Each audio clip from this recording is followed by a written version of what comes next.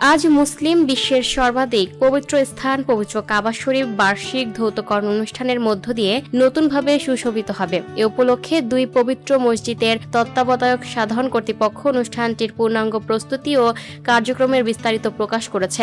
কর্তৃপক্ষ জানিয়েছে, অত্যন্ত যত্ন, শৃঙ্খলা ও মর্যাদার সঙ্গে এই ঐতিহ্যবাহী অনুষ্ঠান সম্পন্ন করা হবে, যা বিশ্বজুড়ে মুসলমানদের হৃদয়ে কাবা শরীফের প্রতি গভীর শ্রদ্ধা ও ভালোবাসার প্রতীক।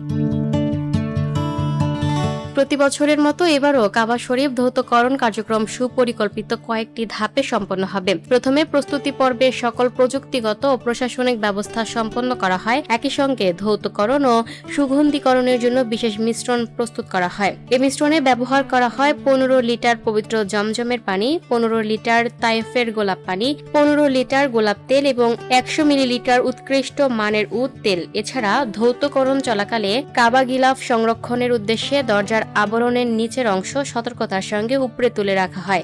এরপর শুরু হয় মূল ধৌতকরণ পর্ব। বিশেষভাবে প্রস্তুত করা কাপড়ের সাহায্যে জমজমের পানি ও তায়েফের গোলাপ পানির মিশ্রণ দিয়ে কাবা শরীফের অভ্যন্তরের দেয়াল, স্তম্ভ এবং মেঝে ধুয়ে পরিষ্কার করা হয়।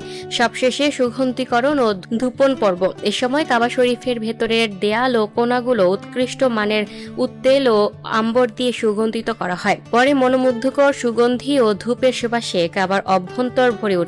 এই আধ্যাত্মিক পরিবেশ প্রতি বছর মুসলিম বিশ্বের কোটি কোটি মানুষের হৃদয়ে নতুন আবেগ ও ভালোবাসার সঞ্চার করে।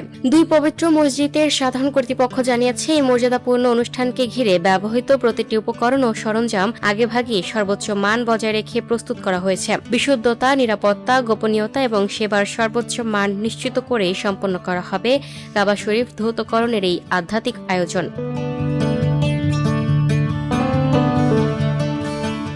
Lucky Akter, up to date news, Dhaka.